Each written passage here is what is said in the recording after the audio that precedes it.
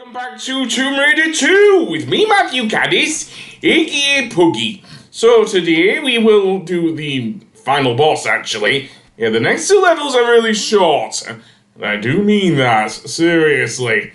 So that being said, let's start with the Dragon's Lair, the last of the China levels. And there is one more level after this. Yeah, you'd think you'd finished off the Fiamanera, but no. Seemingly using grenades on the now silent statues does not work, seemingly. And yes, this is going to be my weapon of choice here, is the grenade launcher. Given that I'm boxed in with these guys, yeah, totally. And that ice spears really took a good chunk off Lara's health. Seriously. So the first part of this area is basically an area... Well, I won't say a boss rush, more like an enemy rush. As we fight these mystical warriors come back to life or something. Seriously. The same warriors, of course, we saw in the previous level, the Floating Islands. Although it's mostly the spear-wielding type rather than the flying sword-wielding type, if you know what I mean. I guess it would be too much to have them float around the thing, so core design just went with this.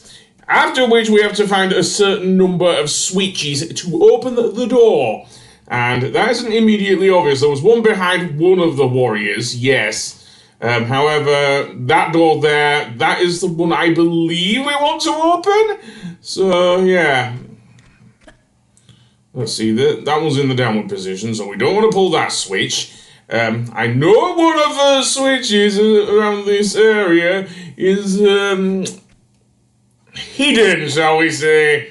Let's see. I actually went to classic mode here just to see. And there isn't much difference, actually, between the modes.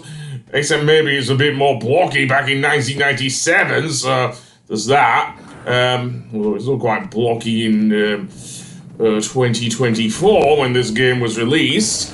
But never mind, let's get rid of these two warriors. Again, I am going with the... I want to save the Uzis, really, for the next bit.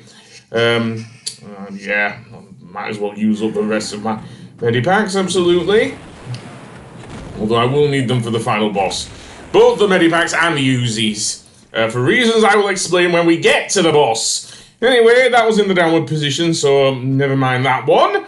Let's see, no switch there. What about behind here, then? Well, there's this gate, but I believe that was the entrance gate, so we don't want to go through there. I believe that next, we've pulled all of the switches here, so yeah, so I'm just wandering about, which isn't fun. So yeah, that was where we started in the Dragon's Lair, so let's go into the next area, where we will find some more more, I guess, I can't call them, not ninjas, because they're not ninjas, really, unless they're not covering their faces, I suppose. Could be the case, but never mind that. Let's take them down very quickly. Then go racing into the next area where we can pick up some items indeed. Namely some more Uzi ammo. Let's see. Yeah, those Fiamanera goons go down quickly, don't they? Seriously. This is what happens when you change the mafia into bloody martial artists in this game, seriously. But never mind that. These guys are still throwing at me. So yes, the weapon of choice will be the Uzis here, not the grenade launcher.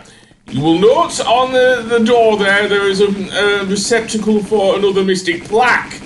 Oh yes, and one of these guys holds it, believe it or not. So let's see, is it this guy? It's something bright yellow, so I don't think so, no, more Uzi ammo. The game really wants me to use the Uzis for a reason, I think.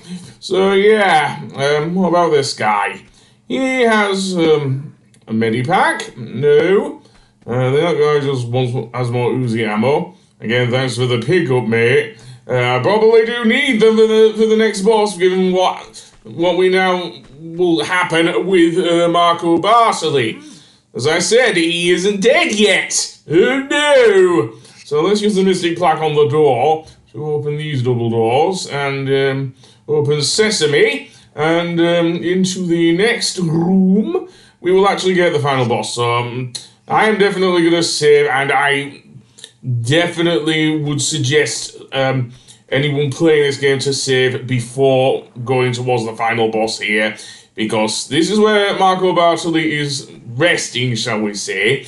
So as soon as we get close to him, some weird energy starts to spike, and eventually a giant explosion will occur, creating the dragon. Oh yes. Dude, the guy turned into Shenron. Seriously. Though I don't think he'll grant me any wishes. Instead, he just breathes fire at me. Seriously. What the hell you been on there, Shenron? But anyway. Let's pick up some goodies. Yes, there are some goodies in the water. Namely some Uzi ammo and some medipacks. So basically, to deal with the dragon, what you will have to do is, well, shoot at him, obviously, with the Uzi's probably the best weapon. Being mindful of his fiery breath, of course.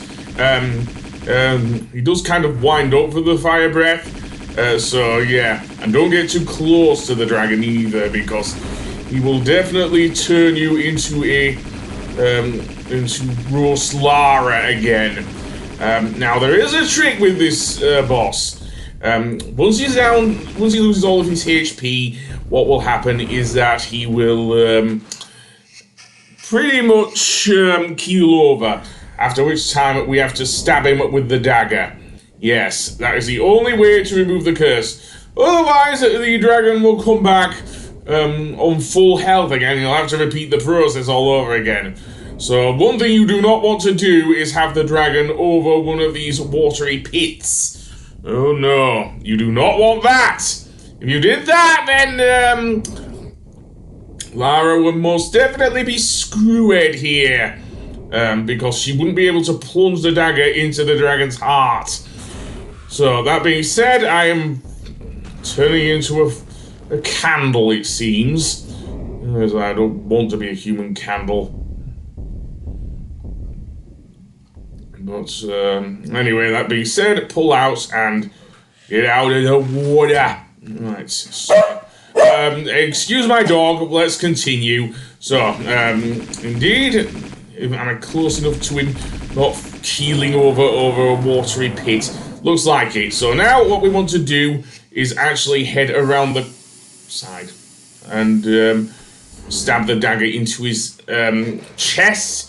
Or remove the dagger even, and seemingly he just becomes a fossil. Yeah, seriously. And we retrieve the dagger of Xian. Unfortunately, that also means the dungeon starts to cave in. So yeah, not great. So we'll have to be careful of any falling debris. And that fire is very annoying. And once you get past this cave bit, we're done. Seriously. Well, I'll say that. There's one more level. Oh, and watch out for moving things as well. Yeah, they're a problem here.